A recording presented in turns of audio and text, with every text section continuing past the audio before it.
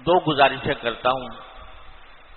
ایک یہ کہ آپ حضرات جب اس سال پہلے سبق میں جانے لگیں تو جانے سے پہلے 2 رکعتیں نماز حاجت کے طور پر پڑھیں اور اللہ تبارک و تعالی سے یہ دعا کریں کہ یا اللہ ہم جو کچھ پڑھنا شروع کر رہے ہیں اس کے اندر ہماری نیتوں کو خالص کر دیجیے، ہمیں صدق اور اخلاص کی نعمت عطا فرمائیے.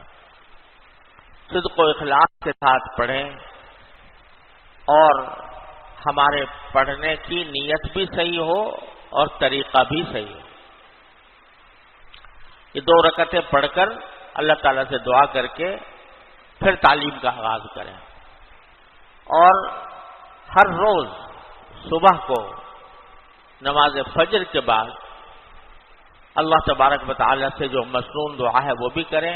اللہم انی اسألک خیر ھذا الیوم وخیر ما بعدہ واعوذ بک من شر ما فی ھذا الیوم وشر ما بعدہ.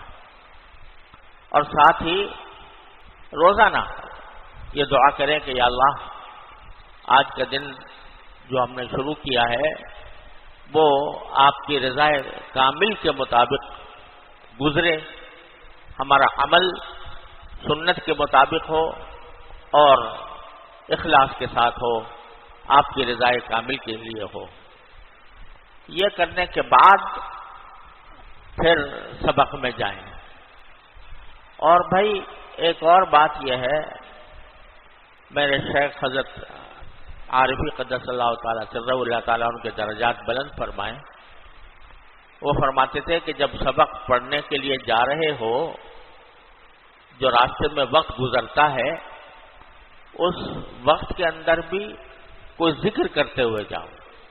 سبحان اللہ والحمدللہ ولا الہ الا اللہ واللہ اکبر ولا حول ولا قوت الا باللہ العلی العظیم، تیسرا کلمہ. اور زبان سے یا دل میں یہ دعا کرتے ہوئے جاؤ کہ اللہ جو سبق ہے میرے لیے آسان ہو جائے، میرے لیے اس کے سمجھنا بھی آسان ہو جائے، اس کو یاد کرنا بھی آسان ہو جائے اور مجھے اس کا حق ادا کرنے کی بھی توفیق ہو جائے.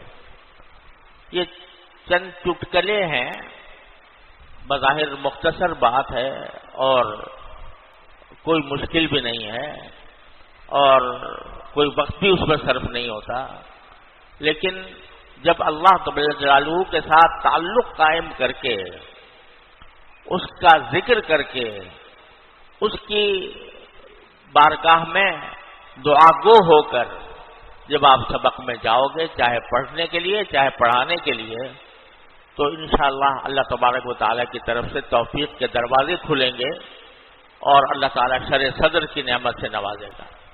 اللہ تبارک و تعالیٰ ہم سب کو اس کی توفیق عطا فرمائے. وآخر دعوانا الحمدللہ رب العالمین.